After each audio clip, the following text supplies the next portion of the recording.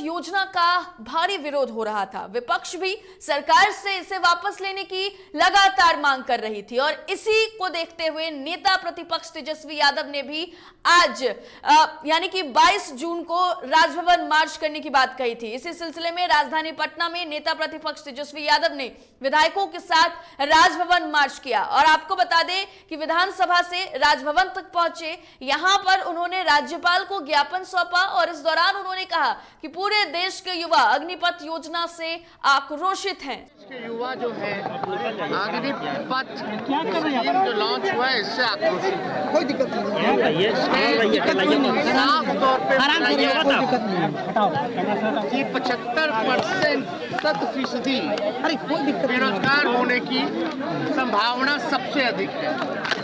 यानी 4 साल बाद नौजवान कुछ क्या करेंगे ये वो देखने वाली बात है। देश के सुरक्षित रखने के लिए लुटा रहे हैं देश को। आज नौजवान को सरकार ने देख रहे हैं देश में आग लगाए नरेंद्र मोदी। चलिए अधिक चर्चा करेंगे। हमारे संवाददाता निषेध हमारे साथ लाइव जुड़ गए हैं।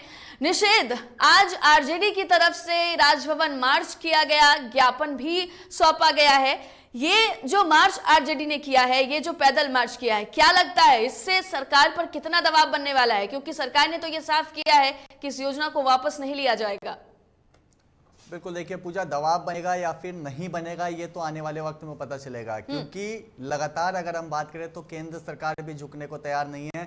फायदे तार गिनाए जा रहे हैं अग्निपथ योजना को लेकर के, लेकिन अगर विपक्ष की बात करें तो लगातार विपक्ष इसको लेकर के प्रदर्शन कर रहा है, विरोध अपना जता रहा है। और आज भी जब नेता प्रतिपक्ष तेजस्वी यादव की अगुवाई में तमाम जो महागठबंधन के विधायक हैं उन्होंने विधानसभा से राजभवन तक मार्च किया, तो उस दौरान तेजस्वी से लेकर के तमाम विधायक इस बात को कह रहे थे कि सरकार को झुकना पड़ेगा। इस बात को कह रहे हैं तेजस्वी भी कि लगातार हम लोग विरोध कर रहे हैं, और ऐसा नहीं है कि विरोध की जगह वो ठंडी हो गई है। बेशक छात्र अभी शांत है, अहिंसा का रूप अपना रहे हैं, लेकिन अगर हिंसक प्रदर्शन नहीं दिख रहा है तो ऐसा नहीं है कि विरोध छात्र नहीं कर रहे हैं। अग्निपथ स्कीम का विरोध पूरे देश में हो रहा है और तेजस्वी ने आज एक बड़ी मांग भी की है। उन्होंने साफ तौर पे कहा है कि जिन छात्रों पर एफआईआर दर्ज हुआ है उनका एफआईआर खत्म करे। साथ ही साथ इस बात को भी कहा है कि जितने छात्रों की गिरफ्तारी हुई है पिछले 4 दिनों से, जो पूरा बिहार जला और उस दौरान कई छात्रों की गिरफ्तारी भी हुई,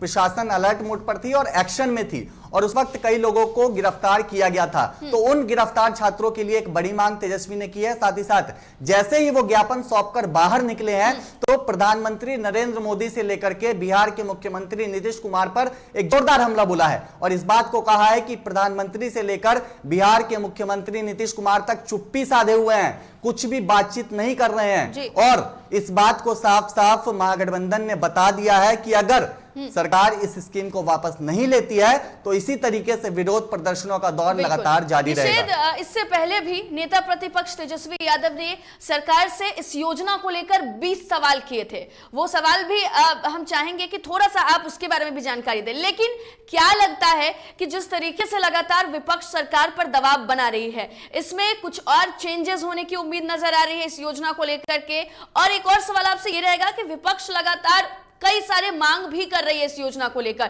क्या कुछ अहम बातें विपक्ष की तरफ से इस योजना को लेकर सामने आई हैं? बिल्कुल, देखिए तेजस्वी यादव ने पहले ही दिल्ली में प्रेस कॉन्फ्रेंस किया था और उस दौरान 20 सवाल केंद्र सरकार से पूछे थे। और आज जब राजभवन मार्च किया तो उस दौरान भी तेजस्वी ने उस बात का जिक्र किया और कहा कि जो 20 सवाल हमने पूछे थे सरकार से उसका तो अब तक कोई जवाब नहीं आया। और तेजस्वी जो एक आशंका जता रहे हैं, प्रेस कॉन्फ्रेंस में भी जो सवाल उन्होंने किए थे उसमें भी इन बातों का जिक्र किया था। लगातार वो कह रहे हैं कि अगर 4 सालों के लिए जो छात्र हैं उनको देश की रक्षा करने के लिए भेज दिया जाता है, सेना में अगर वो भर्ती हो जाते हैं तो क्या वो देश की सुरक्षा ठीक ढंग से 4 साल तक कर पाएंगे? ये एक बड़ा सवाल तेजस्वी उठा रहे हैं। कह रहे हैं कि उनको कहीं ना कहीं अपनी नौकरी का डर रहेगा, 4 सालों के बाद उनकी नौकरी उनसे छिन जाएगी, यानी 4 सालों के बाद वो नौकरी नहीं करेंगे। तो इस एक ये मेन कारण वो बता रहे हैं कि सरकार से जवाब मांग रहे हैं कि आखिर बताए, देश की सुरक्षा को भी ताक पर रखा जा रहा है, खिलवाड़ एक तरीके से किया जा रहा है। उन छात्रों के मन में यही यही सवाल चलेगा कि 4 सालों के बाद तो वापस फिर से काम करना पड़ेगा, अपने घर लौट जाना पड़ेगा। सेना की नौकरी तो वो नहीं करेंगे उस वक्त। 25% ही ऐसे लोग होंगे ऐसे जो उनको आगे भेजा जाएगा। 75% को एक आरक्षण के तौर पर दिया जाएगा उनको।